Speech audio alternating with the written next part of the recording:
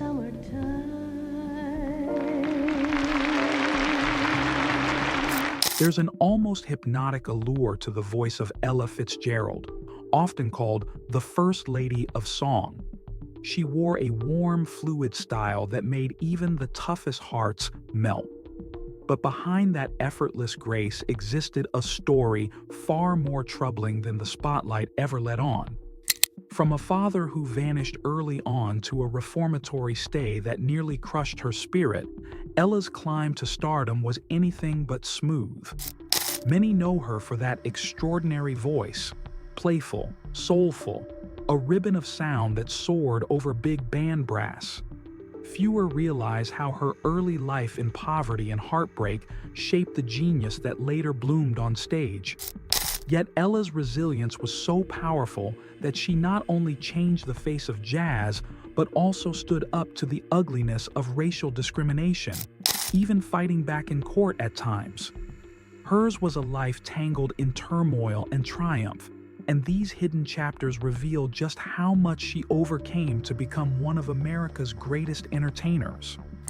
Long before she was dazzling audiences at Carnegie Hall and forging collaborations with legends like Louis Armstrong, Ella spent her childhood in Newport News, Virginia. Born on April 25, 1917, she was thrust into a broken home. Her father, William Fitzgerald, though some sources debate whether he was her biological father, left for good when Ella was just a toddler. This shattered family left her mother, Temperance, struggling to keep a roof over their heads. Before Ella turned 3, her mother relocated the pair to Yonkers, New York, in hopes of finding better work and a stable environment. But Yonkers in the 1920s was a tough place to scrape by, especially for a single black mother. Ella, however, had this spark, an innate musicality that bubbled up in her earliest years, fueled by the jazz and swing records Temperance brought home. Little did they know how these dusty vinyl discs would steer Ella's future. In that cramped apartment, Ella would mimic her favorite singers, artists like Louis Armstrong, Connie Boswell, and the flamboyant scatting that defined early jazz. She took to the church choir, too, noticing how her voice could float above the congregation and wrap itself around a melody. When she wasn't singing, she was dancing on the streets or watching more experienced dancers at local halls, trying to absorb every last step. Her mother's love of music infused the household, and Ella's early exposure to popular tunes was more than a pastime. It was a lifeline. It gave shape to her dreams. But that sense of possibility collapsed when tragedy struck. In 1932, Temperance Fitzgerald died suddenly in a car crash. Ella was only 15. The stability she'd clung to vanished in an instant, and she became an orphan in the midst of the Great Depression, a crisis that left even well-off families in shambles. Grief turned Ella's world upside down. She moved in with her stepfather, Joseph da Silva, but tensions flared. Reports suggest Joseph wasn't exactly the caring parental figure she needed, and sources hint at verbal or physical mistreatment. By 1933, Ella fled to Harlem to live with an aunt. This was hardly a haven, though. Her aunt could barely support herself, let alone a teenager reeling from her mother's death. Distraught and alone, Ella began skipping school, drifting into questionable circles. To survive, she took odd jobs of dubious legality, lookout at a local bordello, runner for a numbers racket, none of which boded well for a bright musical future. Eventually, the authorities stepped in. In that era, running the streets without clear parental guidance often landed minors in orphanages or reform schools. Ella was sent to the overcrowded colored orphan asylum in Riverdale, New York. Conditions there were bleak, made worse by the economic desperation of the 1930s. But Ella's ordeal didn't end. She was soon transferred to the New York Training School for Girls, a reformatory in Albany notorious for brutality and neglect. Former residents recalled grim conditions, freezing dorms, strict punishments for minor infractions, and humiliating tasks meant to break their spirit. Ella herself was allegedly locked in the basement of a cottage, forced to endure beatings, and sometimes only given bread and water. These details only came to light in bits and pieces. Ella, who was naturally shy, rarely discussed this chapter, but from what historians gather, these experiences left scars she carried well into adulthood. When the institutional environment became too suffocating to bear, Ella escaped. She made her way back to Harlem, effectively homeless, dancing for tips on 125th Street or wherever she could hustle a few coins. She slept in friends' apartments, sometimes outside, and survived on scraps. Yet amidst this chaos, she refused to surrender that early passion for music. People who remember her from that time note that Ella remained warm in temperament, oddly hopeful despite the daily hardships. She was a teen after all, just 16 or 17, still longing for her mother, still clinging to that spark of possibility. The big break that would alter Ella's life, and arguably the course of American music, arrived in 1934. Then 17, Ella discovered the Apollo Theater's famous Amateur Night. Legend has it she intended to audition as a dancer, but when she saw the precision and flair of the Edwards sisters, she quickly changed her plan. Nerves rattled her so badly she thought singing might be safer than risking a direct dance-off with pros. Shy and plainly dressed, she stepped on stage and delivered two songs, The Object of My Affection and Judy. The audience was transfixed. That raw yet enchanting tone in her voice, along with a certain sincerity, won their hearts.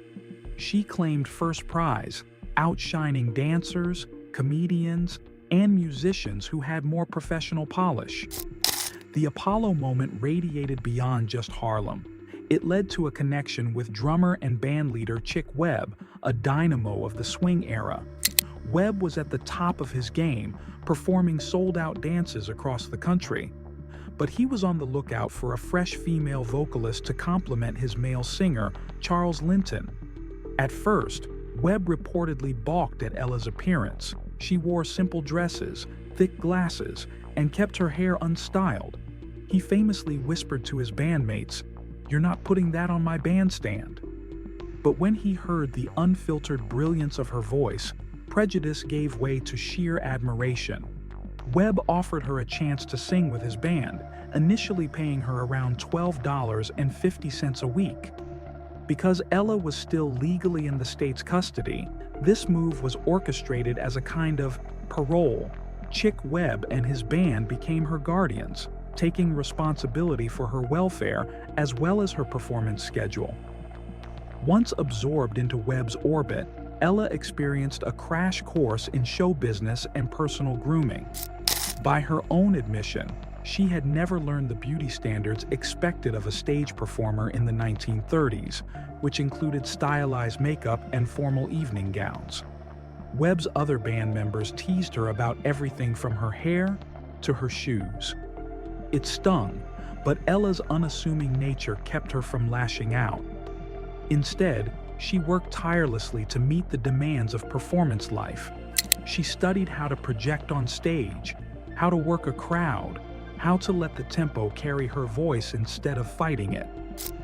In 1938, she collaborated with Webb on the bright, playful tune A Tisket a Tasket, a reimagined nursery rhyme that exploded in popularity, boosting both Ella and the band's profile around the nation.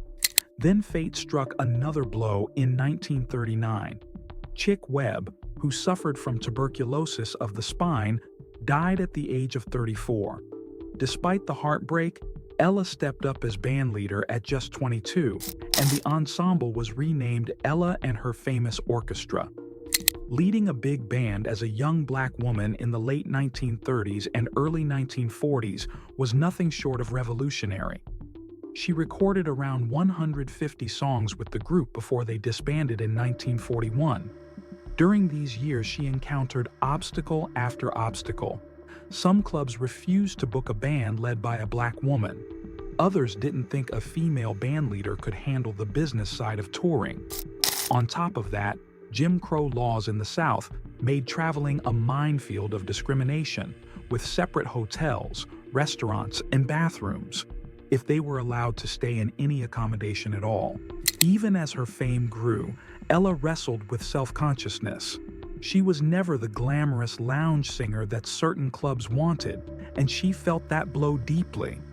Audiences adored her voice, but for some proprietors, her weight and glasses disqualified her from their stage, an absurd standard that overshadowed her talent. She also faced the daily humiliations of segregation, especially when she toured with the USO during World War II to entertain troops. Although the USO claimed to support equality, in practice many shows were still segregated by race. Out of thousands of USO clubs nationwide, only a fraction admitted black people. Sometimes, if the crowds were huge and the train compartments were full, Ella would take a seat in a so-called whites-only section, only to be asked to leave by the conductor. Instances like these were frequent. In Houston in 1955, she and Dizzy Gillespie were even arrested for allegedly playing dice backstage, an incident that many interpret as pure harassment by local authorities who disliked integrated gatherings. Yet Ella learned to push back in her own gentle but persistent way. In 1954, she faced a particularly humiliating scenario with Pan American World Airways. Despite purchasing a first-class ticket for herself and her entourage en route to Australia, they were told they couldn't board. Stuck in Honolulu for days, she missed the first 2 shows of her Australian tour, lost substantial money, and felt outraged by the blatant discrimination. This time, she sued. Her case garnered publicity, and she won a financial settlement that, in her words, helped reaffirm her rights as a paying customer and as a human being. She told reporters that if she ever faced such injustice again, she wouldn't hesitate to fight back. Another area that fueled her anxiety was her personal life and love interests. Her first marriage in 1941 to a dock worker named Benjamin Cornegay was short-lived, ending in annulment after it became clear he had legal troubles involving theft and possibly drugs. Some accounts say that he posed a reputational risk to her budding career, so the marriage was swiftly dissolved. Her second marriage, to bassist Ray Brown, was more high-profile. Brown was a fellow musician and part of legendary jazz lineups himself. They seemed to be a musical power couple, both deeply dedicated to their craft. Together, they adopted the son of Ella's half-sister, whom they named Ray Jr. But with 2 intense touring schedules, the couple spent more time apart than together. Their relationship unraveled under these pressures, and they divorced in 1953. Ella was said to be deeply shaken, describing an ache that never truly left her. Her professional commitments had overshadowed her ability to be a traditional wife or mother. Ray Jr. later recalled that he was mostly raised by relatives, seeing his mother sporadically between tours.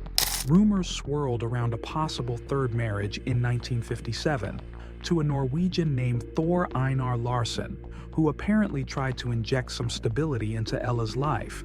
But that relationship took a bizarre turn when Larsen was arrested for swindling a former fiancée.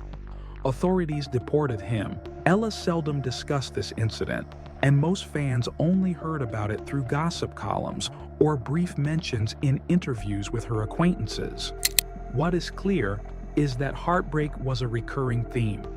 Ella was never able to fully balance domestic happiness with the demands of her global stardom. Despite these personal trials, her musical evolution soared to unimaginable heights. In the late 1940s, she explored bebop, working with Dizzy Gillespie, and forging her unique scatting style, a technique that became one of her trademarks. Critics soon recognized she had outgrown the novelty songs of her youth. She needed new challenges, and that's where Norman Granz came in. Granz, who ran jazz at the Philharmonic and founded Verve Records, took Ella under his wing in 1949. He insisted on her performing in top-tier venues, refusing gigs where racial segregation was practiced. He also pushed her to record the Songbook series, starting in the mid-1950s, collections of works by Cole Porter, Rodgers and Hart, Duke Ellington, Irving Berlin, and more. These albums were revelatory. They showcased Ella's impeccable phrasing, interpretive depth, and rhythmic precision across a wide range of American standards, broadening her audience beyond jazz aficionados to mainstream listeners who simply crave timeless melodies performed by a pure, nimble voice. Another milestone in Ella's rise to mainstream acceptance came courtesy of an unlikely ally, Marilyn Monroe. In 1954, Monroe was at the height of her fame, with movies like Gentlemen Prefer Blondes cementing her as a Hollywood icon. She happened to attend one of Ella's performances and was blown away. When she heard that the upscale nightclub Macombo in West Hollywood refused to book Ella, allegedly because of her weight and plain appearance, Marilyn used her star power to intervene. She told the club owner she would sit front and center every night if Ella was given a headlining slot. Naturally, the owner couldn't resist Monroe's magnetism, and Ella was booked. Their plan worked. The club sold out for weeks, attracting figures like Frank Sinatra and Judy Garland. The press had a field day, capturing images of Monroe cheering on Fitzgerald. From then on, most clubs couldn't afford to ignore Ella's drawing power. She later expressed deep gratitude, calling Monroe a friend who truly helped break down those superficial barriers. However, even as she scaled the heights of success, Ella never shed her trademark shyness. Offstage, she was described as humble, soft-spoken, and sometimes anxious. She rarely gave interviews, fearing she'd stumble over her words or say something foolish. A lot of that anxiety stemmed from her youthful experiences, where she'd been ridiculed for her appearance or scolded for not dressing like a star. She also carried guilt about leaving Ray Jr. behind, something that haunted her for years. While she could captivate a crowd of thousands with her voice, sitting down for a one-on-one conversation often filled her with dread. As the decades rolled on, Ella's stamina seemed inexhaustible. By the 1970s, she'd racked up an astonishing number of awards and accolades, Grammy wins, million-selling records, and universal respect. She performed alongside legends like Count Basie, Duke Ellington, and Oscar Peterson, enchanting audiences with new renditions of old standards. But her body began to show signs of wear and tear from constant touring. She suffered from vision problems, leading to a cataract operation and even a rumored eye hemorrhage. Respiratory illnesses hounded her, and eventually she underwent quintuple bypass surgery in 1986. Doctors advised an extended period of rest, but rest didn't come easily to Ella. After just 9 months, she was back on stage, refusing to let age or infirmity dull her artistry. It wasn't just artistic passion driving her. There were practicalities too. Ella had a large extended family, including nephews and nieces left parentless or impoverished. Her half-sister, who had given birth to Ray Jr., passed away, leaving more dependents for Ella to support. The entertainment industry can be fickle, and although Ella was a legend, she needed to keep working to maintain her household and the philanthropic endeavors she quietly funded. In her final years, the complications of diabetes took a severe toll.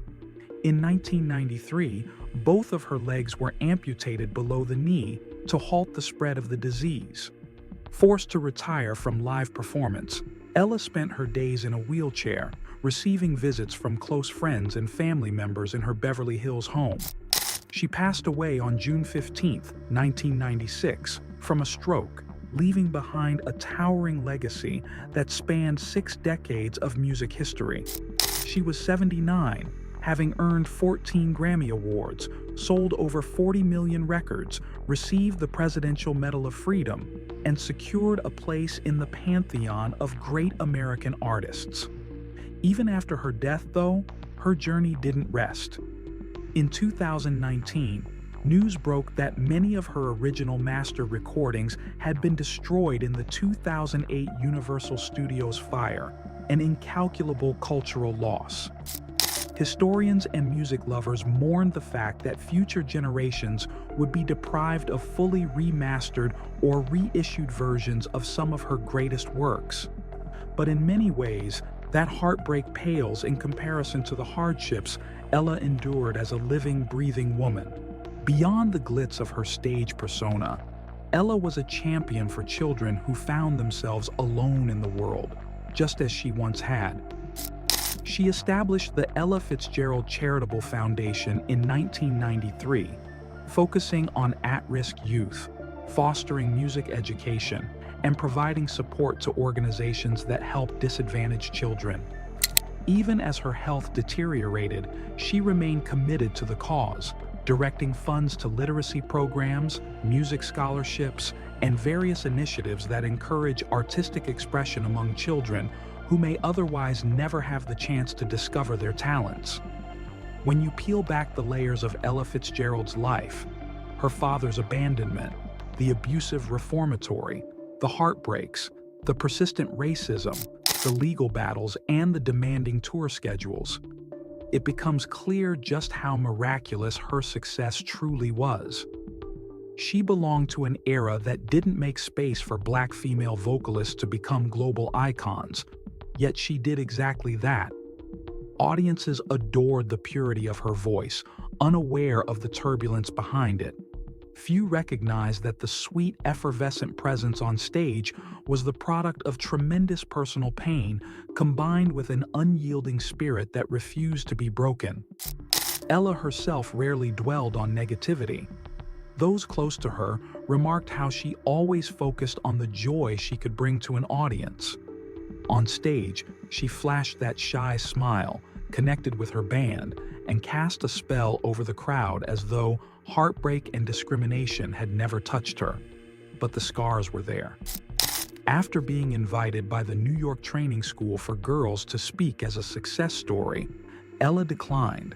Some events, it seems, cut too deep to revisit. She might have triumphed professionally, but certain memories remained too painful. That unspoken refusal said more than words could ever convey. It was a subtle reminder of how fiercely she guarded her private anguish, perhaps fearing that revealing too much might shatter the magic she created with her voice. Even her peers in the music world were sometimes taken aback by her humility. She never boasted about her accolades, never strutted around claiming to be the best. If anything, she acted grateful for every opportunity, as though the next gig could be her last. This humility extended to her fans too.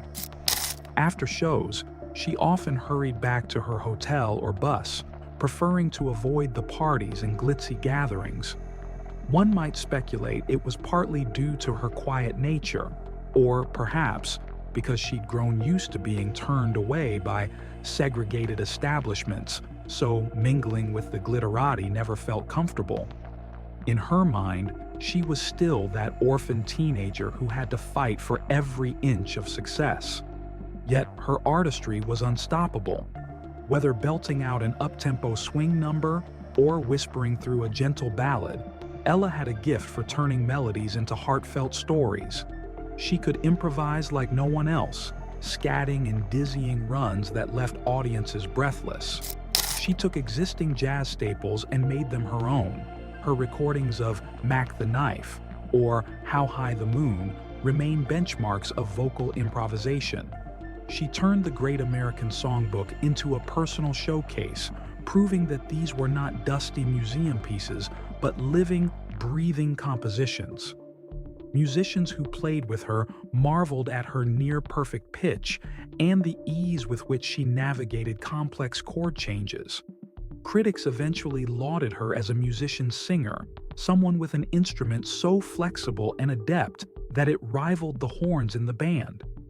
Looking at the scope of Ella's life, it's impossible not to wonder how she found the resilience to carry on. The tragedy of her mother's death could have derailed her permanently. The abuse she suffered as a ward of the state might have hardened or embittered her. The racism she faced on tour, from Houston to Honolulu, could have convinced her to step away from public life. Yet she persisted, forging alliances with forward-thinking individuals like Norman Granz and building friendships with surprising allies like Marilyn Monroe. These relationships weren't just career boosts. They were emotional anchors that reassured her that, in a world full of prejudice, some people recognized her genius and her humanity. In the end, Ella's story is about far more than a golden voice or a string of hit records. It's a testament to the kind of quiet strength that blossoms in adversity. She never branded herself an activist, but by simply demanding respect and seizing her rightful place on stage, she challenged the status quo. Her lawsuits and her refusal to play segregated venues set examples that would echo into the civil rights movement. She showed that a soft-spoken individual could wield immense power when supported by integrity and artistry. When she passed away in 1996, tributes poured in from around the globe. Newspapers highlighted her accolades, 14 Grammys, the National Medal of Arts, and her unstoppable global tours. Fans, however, focused on the feeling she gave them, a blend of warmth and honesty, as if she was singing just for them in a small candlelit room.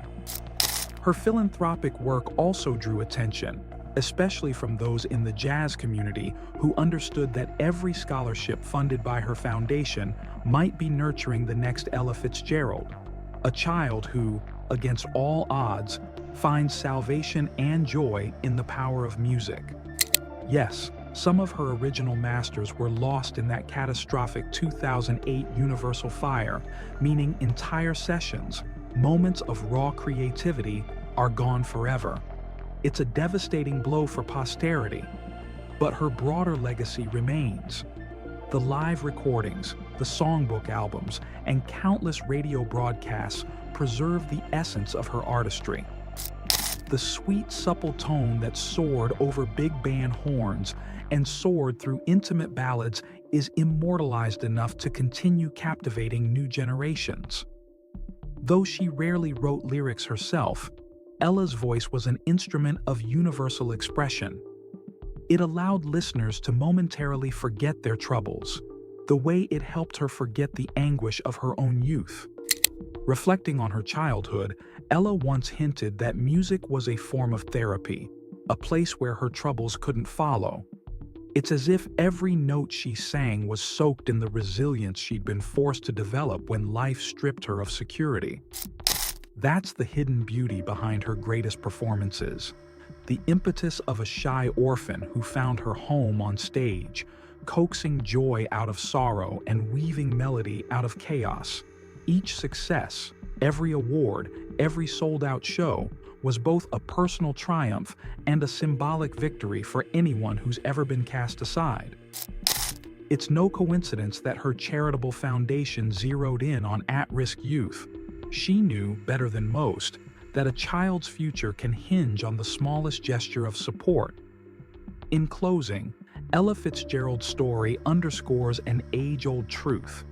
Sometimes the brightest stars emerge from the darkest nights. She faced crushing loss, debilitating self-doubt, and systemic racism designed to keep her from shining. Yet she rose, not with anger or showy defiance, but with a quiet determination and a voice that transcended bigotry. Today, countless singers cite her as an inspiration, not just for her technical ability, but for her authenticity. Younger generations find in her catalog a glimpse of a world where music was handcrafted and heartfelt, unaffected by the synthetic polish of modern technology. They hear a woman forging an extraordinary career in a time when society stacked the odds against her. That perseverance, coupled with her unwavering generosity, makes Ella Fitzgerald more than just another jazz legend. She stands as a beacon of hope to orphaned children, aspiring artists, and anyone grappling with life's harshest realities. Her personal tragedies were real and scarring, but they never stopped her from sharing beauty with millions. Even if certain aspects of her life remain shadowy or rumored, the truth is that her journey resonates because it's so deeply human. We see ourselves in her vulnerabilities and marvel at her ability to endure. Decades after her final bow, Ella still has the power to make us pause, to close our eyes, and to imagine a simpler, sweeter realm where melody conquers misery. Each note she left behind is a testament to the fact that sometimes adversity can sharpen a gift rather than destroy it. She gave us a lifetime of performances filled with warmth, humor, heartbreak, and triumph. A tapestry that, even with some threads missing from that universal fire, remains dazzling to behold.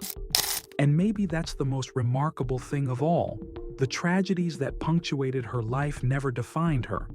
Instead, they became part of the rich, soulful mosaic that allowed Ella Fitzgerald to be not just the First Lady of Song, but an emblem of resilience whose story continues to uplift us all. If you enjoyed this glimpse into Ella Fitzgerald's extraordinary life, don't forget to like this video and subscribe. You'll get more fascinating stories from Hollywood's golden age and beyond. So hit that bell icon, too, and never miss an update.